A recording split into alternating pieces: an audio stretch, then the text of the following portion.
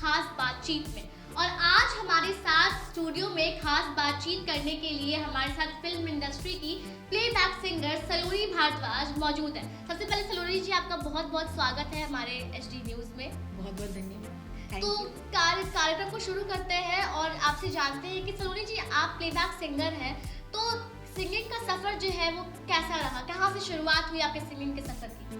मेरे सिंगिंग की शुरुआत एक्चुअली बचपन से ही हो गई थी। जब मुझे याद भी नहीं मैं कितनी छोटी थी, मतलब लाइक बहुत छोटी थी, तब से मुझे गाने का अपने आप ऑटोमेटिक ये गाना मुझे बहुत अच्छा लगता था। तो मेरी मम्मी कुछ कर रही थी, तो उन्होंने मतलब मेरी आवाज़ सुनी और मैं किसी को देख नहीं रही थी। मुझे लगा मैं अकेली हूँ और मेरे दिमाग में क्या आया, मैं एक गाना गाने लगी। ये दुनिया वाले पूछेंगे मुलाकात हुई क्या बात हुई, ये बात किसी से ना कहना, ये दुनिया वाले पूछेंगे। सोचो एक छोटी सी लड़की और उसके चॉइस क्या होता है, जो उस टाइम के मतलब गाने चल रहे हो वो गाना तो मुझे याद भी नहीं। और मैंने बड़ा एकदम देवानंद साहब का शायद ये गाना है, तो ये गाना मैं गा रही थी। मेरी माँ ने सुना कि ये इसकी चॉइस एकदम अलग आ रहा है, ऐसी म्यूज़िकल सॉन्ग मेलोडी सॉन्ग ये गा रही है। तो उनको उस टाइम ना मेरे लिए ये दिमाग में आया कि इसको और मतलब म्यूज़िक में इसको और सिखाओ क्लासिकल। तब से मैंने मतलब मम्मी ने फिर म्यूज़िक टीचर से मेरा क्लास ये सब शुरू हुआ। फिर उसके बाद मैं सीखना शुरू किया मैंने, और फिर मेरे एल्बम्स आने लगे। तो जब मैंने पहले एल्बम आए तो उसके बाद फिर टी सीरीज़ से मेरे गाने के लिए फिर वहाँ से फिर मेरे एल्बम्स आने लगे। तो उसी दरमियान फिर और भी बहुत सारी चीज़ें हुई। तो जैसे कि आप सिंगर हैं, तो सिंगिंग का इंस्पिरेशन आपको कहाँ से मिला? सिंगिंग का इंस्पिरेशन बचपन में जो मतलब टीवी में देखना या फिर बहनों में, मतलब आप इतना अच्छा गा रहे हो, मैं तो आपसे अच्छा गाऊंगी, ये कंपटीशन घर में ही शुरू हुआ। हाँ, अपनी बहनों में ये कंपटीशन था। सबसे अच्छा बड़ी दीदी, उसके बाद मेरी सेकंड दीदी गाती थी और मुझे कोई सुनता ही नहीं था, इसीलिए मैं और गुस्से में और अच्छा गाऊंगी। और एक दिन तो सिबलिंग्स में पूरा कंपटीशन होता था और उसी बीच आपका ये सिंगिंग टैलेंट जो है वो बूम कर गया। यस। तो जैसा कि आप मुझे बताया कि मम्मा ने सुना सिंगिंग आप जब से गा रही थी, तो पेरेंट्स यूजुअली सिंगिंग और डांसिंग ये जो इंडस्ट्री है, ये सिक्योरिटी तो है नहीं इसमें। बिल्कुल। तो पेरेंट्स जो होते हैं वो काफ़ी स्ट्रिक्ट होते हैं कि मेरे बच्चे जो है मेन स्ट्रीम में जाएं और ऐसे करें। तो ऐसे में जब मम्मी को पता चला कि जो सोनाली है वो तो सिंगिंग में एक्सपर्ट है मेरी, तो फिर क्या मम्मी पापा ने सपोर्ट किया? हाँ, मैंने तो बताया कि जब मैंने बचपन में वो गाना क्या रिएक्शन था मम्मा का? मेरी मम्मी बहुत शॉक्ड हो गई। उन्हें ऐसा मतलब विश्वास नहीं हुआ कि ये इतना अच्छा गा सकती है। छोटे बच्चों की चॉइस अलग होती है, वो पोएम्स गाते हैं, वो भी सही से नहीं गा पाते, तो ये ऐसे गा रही है, तो उनको इंटरेस्ट हुआ। और मेरी माँ भी बहुत अच्छा गाती हैं, उनको शौक है, मगर वो कभी बाहर नहीं गाई, वो ऐसे ही घर में। तो उनका ड्रीम था कि चलो ये करे कुछ अपना म्यूज़िक फिल्म में, तो तब से बस ऐसे। तो मुंबई में पहली बार आपने कब सिंगिंग शुरू की? 2015 में। ओके। और आपका पहला एल्बम मुंबई में? मेरा तेरे वास्ते। ओके। सो जैसा कि आप जानती हैं कि बिहार में जो है वो आपने भोजपुरी सॉन्ग में भी अपनी आवाज़ दी, अपनी सुरीली आवाज़ दी है। तो जैसे कि बिहार में भोजपुरी फिल्मों में अब जिस तरह के काम चल रहे हैं, उसको लेकर के आपके क्या विचार हैं? भोजपुरी फिल्मों में तो बहुत अच्छे गाने भी बनते हैं जी। और मैं चाहती हूँ कि मतलब जो अच्छे गाने हैं वो भी लोग देखिए, उसे भी पसंद करें, क्योंकि मेलोडी एक से एक है जो मतलब आपके दिलों को छू जाएंगे गाने। भोजपुरी कल्चर बहुत रिच है, बहुत ही रिच है और आप उसे सुन सकते हैं। बहरहाल मतलब और भी कमर्शियल सॉन्ग्स भी बनते हैं जो हर जगह में बनते हैं, ऐसा नहीं सिर्फ हमारे पास बन रहे हैं, भोजपुरी में बन रहे हैं, हर मतलब भाषा में बनती है। तो भोजपुरी फिल्म में भोजपुरी अपने में एक बहुत ही रिच कल्चर है, लेकिन फिर भी भोजपुरी में जो अश्लीलता है वो काफ़ी आजकल देखने को मिल रही है, तो इस पर काफ़ी आवाज़ भी उठ रही है। तो उस पर आपके क्या विचार हैं? मेरी भी आवाज़ सेम ही है। मैं भी चाहती हूँ कि अश्लीलता अपने टैलेंट से आगे बढ़ो ना।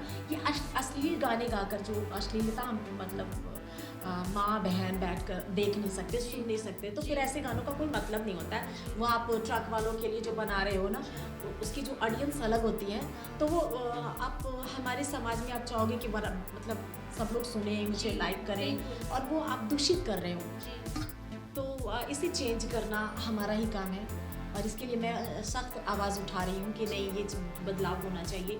और अच्छे गाने भी बन रहे हैं, ऐसा जी, नहीं है बिल्कुल। कि इसका मैं सेकंड भी बोलना चाहूँगी कि अच्छे गाने भी बन रहे हैं जिसे भी सुनना जी, चाहिए। आपने भी बहुत सारे भोजपुरी गानों में अपनी सुरीली आवाज़ दी है। बिल्कुल, वो जी। अपकमिंग है, वो भी आपको सुनने को मिलेंगी। और जी, बिल्कुल आपके फैंस सब बेकरार होंगे आपके अपकमिंग एल्बम्स के लिए। तो झारखंड में जिस तरह से फिल्म सिटी है, यहाँ भी क्या फिल्म सिटी जो है बिहार में होना चाहिए या फिर नहीं?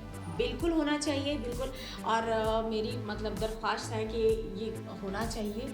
और योगी जी ने भी बहुत अच्छा काम किया है। मैं जी। चाहती हूँ हमारे बिहार के लिए भी कोई आवाज़ उठाए, यहाँ की भी सरकार एक्टिव हो। जी। और बिहार में क्या नहीं है, सब कुछ है बिहार में। और राजगीर जैसे प्लेस जो है, उसमें तो फिल्म सिटी बिल्कुल बनना चाहिए। जी, बिल्कुल। विक्रमशिला यहाँ पे है। जी हाँ, बिल्कुल। और यहाँ पे एक्चुअली जो नए टैलेंट होंगे उनको भी बहुत अच्छा अपॉर्चुनिटी मिलेगा। बिल्कुल, ये देवों की भूमि है, जी। और यहाँ पे फिल्म सिटी होना बहुत ज़रूरी है। और हमारा ड्रीम भी है कि ना फिल्म सिटी यहाँ हो, ताकि हम अपने घर के लिए भी काम कर सकें। ज़रूर, ज़रूर। बिहार अपनी भूमि और अपनी भूमि के लिए काम करना बेहद ही मतलब खुशी देता है। बिल्कुल, बिल्कुल। बिहार में जिस तरह से सलोनी जी, जैसा कि बिहार में शराबबंदी हुई है, तो एक कलाकार होने के नाते आपके क्या विचार हैं? क्या ये सही है शराबबंदी जो बिहार में हुई है? इससे फिल्म इंडस्ट्री में क्या मतलब इफेक्ट पड़ा है? बिल्कुल, नीतीश जी की बहुत ही अच्छी शुरुआत है कि बिहार में शराबबंदी हुई है, और लोग काफ़ी सेफ महसूस करते हैं। और औरतें जो है यहाँ पे देर तक आप घर से निकल कर, मतलब कुछ काम है जो भी है, कमर्शियली जो निकलते हैं, जो जी। लेट से घर आती हैं, उनके लिए भी बहुत सेफ है। और अच्छा हुआ, ये बढ़िया, मुझे भी बहुत। तो इसका जो असर है शराबबंदी का, कुछ खास असर फिल्म इंडस्ट्री पे पड़ा हो, भोजपुरी इंडस्ट्री पे? जो लोग पीना पसंद करते हैं वो बाहर जाकर शूट करते हैं। जी हाँ, बाहर तो मिलती है शराब। तो इसलिए कमर्शियली मैं ऐसे ये नहीं कहूँगी। बहुत सारी फिल्में बिहार में नहीं बनती हैं क्योंकि यहाँ पे शराब नहीं मिलता, बट इससे कोई फ़र्क नहीं पड़ता। यहाँ की औरतें सेफ महसूस करती हैं, यहाँ ये ज़्यादा इम्पोर्टेंट है। अच्छा जी, बिल्कुल सही कहा आपने सलोनी जी। तो जैसा कि आपने कई सारे गाने गाए हैं, अपनी सुरीली आवाज़ कई सारे एक्टर्स को दिए हैं, तो इन सारे गानों में से, इन सारे एल्बम में से आपके भी कुछ ना कुछ तो फेवरेट्स होंगे ही। जी हाँ, मेरे भी बहुत सारे मेरे गाने, जो मुझे मेरे हर एक गाने मुझे पसंद है। और सबसे पहले मैं अपना ये सुनाना चाहूँगी, जो भी हाल में महाराष्ट्र में एक्चुअली गणपति को बहुत जी। मानते हैं। गणपति में बहुत ज़्यादा, गणपति जी को तो हम सभी मानते हैं, मगर वहाँ पे इसके लिए स्पेशल मैंने एक सॉन्ग बनाया था। बिल्कुल, ज़रा गा के सुनाएं। जी हाँ, बिल्कुल। जय जय गणेश हरिये कलेश, अब सुनिए अरज हमारी। जय जय गणेश हरिये कलेश, अब सुनिए अरज हमारी। लो दास तुम्हारे चरणों के, लो दास तुम्हारे चरणों के, आए हैं शरण तुम्हारी। जय जय गणेश हरिये कलेश, प्रभु सुनिए अरज हमारी।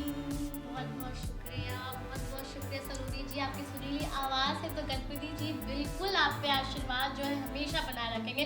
गणपति बप्पा मोरया। ये मुझे ऐसा लगता है ये गणपति जी ने खुद बनवाया मुझसे। और ये रियली ये ऐसा ही हुआ कि गणपति जी का वो उनका पंडाल लगा हुआ था, जी। और मतलब सारी तैयारियां हो रही थी, पूजा पाठ हो रहा था उनका, तो सडनली दिमाग में ऐसा आया कि इस टाइप का कुछ करना चाहिए, और मेरे पास इस गाने का ऑफर आया, और मैंने बोला कि मुझे बिना पैसों के गवाओ। लेकिन मुझे इसके पैसे मिले थे। यानी गणपति जी की, हाँ बिल्कुल, गणपति जी ने मुझे ये मौका दिया। यानी गणपति जी, आप गणपति जी की बहुत बड़ी भक्त हैं, मतलब बिल्कुल गणपति जी की भक्त हूँ, मतलब हर भगवान के भक्त हूँ, लेकिन स्पेशली गणपति हाँ। जी आपके फेवरेट। बिल्कुल। और इसका शूट जो हुआ ना, रियल पंडाल में जाकर हुआ था। गणपति जी जिनके लिए वो बना था जी। उसी पंडाल में मतलब जाकर ये हुआ। तो ये मुझे बहुत अच्छा लगा कि जो गणपति जी का बड़ा सा पंडाल में लोग नीचे नहीं ऐसे एक प्रणाम कर सकते, वहाँ मुझे अपर में उनके साथ खड़े खड़े होकर होकर के ये और भजन को शूट करने का मौका मिला। तो गणपति बप्पा रियली गणपति बप्पा मोरया। गणपति बप्पा मोरया। तो जैसा कि सलोनी जी आपने कहा कि आपके अपकमिंग वीडियोस भी आने वाले हैं, अपकमिंग एल्बम्स भी आने वाले हैं, तो जी हाँ। क्या तोहफा इस साल नए एल्बम अपने फैंस को आप देने वाली हैं? अभी मेरे लगातार एल्बम आ रहे हैं, उसमें भीगा भीगा सावन है, अमित गुप्ता जी इसके सिंगर हैं मेरे मेल वर्जन में, और उन्होंने भी बहुत अच्छे से, तो हम दोनों ने बहुत मेहनत से इसको गाया है और इज़ अ पॉपुलर सिंगर। और मेरी अपकमिंग फिल्में हैं, हिंदी फिल्में बहुत सारी, अच्छा। हाँ, जो अभी आने वाली हैं। तो 2020 तो 2020 तो पता नहीं, कोविड के चलते जो है बहुत चीज़ें नुकसान भी, सबका बहुत कुछ हुआ, लेकिन अब इसकी वजह से रुका हुआ था, बस 2021 में सब आने। तो आपने 2020 का जिक्र किया है, तो हम ये भी जान लें कि सलोनी भारद्वाज जो है वो लॉकडाउन में कैसे उन्होंने अपना समय काटा? लॉकडाउन में मेरा समय तो स्पेशली अच्छा ही गया, लेकिन मुझे दुख इस बात का है कि बहुत सारे लोग परेशान रहे हैं, कितने लोगों की जाने गई, इस बात का मुझे बहुत दुख है। और उन सब के लिए मैं बस लॉकडाउन में प्रार्थना ही कर रही थी ईश्वर से, और आई थिंक वो सब अभी बेटर फील कर रहे होंगे। और उस समय मेरे पास लॉकडाउन के गाने आ रहे थे, ओके। हाँ, हौसला अफजाई के लिए लॉकडाउन में गाने आए और उसको मैंने गाया।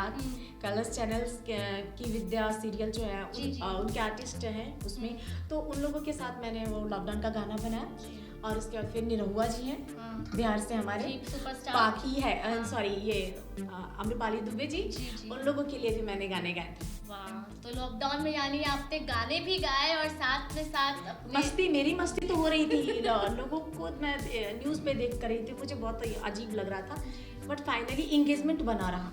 एंगेजमेंट बना रहा। ओके, तो लास्ट में मैं आपसे यही पूछना चाहूँगी कि आपके तमाम फैंस जो हैं और तमाम दर्शक हैं हमारे, उनके लिए आप क्या मैसेज देना चाहेंगे? उनके लिए यही मेरा मैसेज है, जो मैंने ऑब्ज़र्व किया है कि लाइफ में कुछ भी करते रहो। हम ऐसा कभी कोई बड़े मौके की तलाश में रहते हैं कि चलो कुछ बड़ा करना है तो अभी बैठो, अभी उसका इंतज़ार करो और प्रैक्टिस करो और प्रैक्टिस करो, लेकिन मुझे लगता है प्रैक्टिस के साथ साथ उसको अप्लाई भी करते रहो, क्योंकि जब तक कुछ करोगे नहीं तब तक आगे बढ़ोगे नहीं। जी, बहुत बहुत शुक्रिया सलोनी जी, बहुत बहुत धन्यवाद। और ये थी सलोनी भारद्वाज हमारे साथ हमारे इस खास सेगमेंट में। हम आशा करते हैं कि आगे आप और सक्सेस पाएँ और फैंस जो है वो बेकरार है आपके अपकमिंग एल्बम्स के लिए, तो जल्दी से जल्द आपके जो सारे अपकमिंग एल्बम्स हैं वो आए और फैंस को एक तोहफे के रूप में मिले। आज के लिए दर्शक इतना ही, हम कल फिर मिलेंगे एक नए खबर के साथ। तब तक के लिए तमाम खबरों के लिए और तमाम खबरों के लिए बने रहे एसडी न्यूज़ के साथ, और हमारे चैनल को लाइक शेयर सब्सक्राइब करना ना भूलें। साथ ही हमारे फेसबुक पेज को भी लाइक एंड फॉलो ज़रूर करें। धन्यवाद।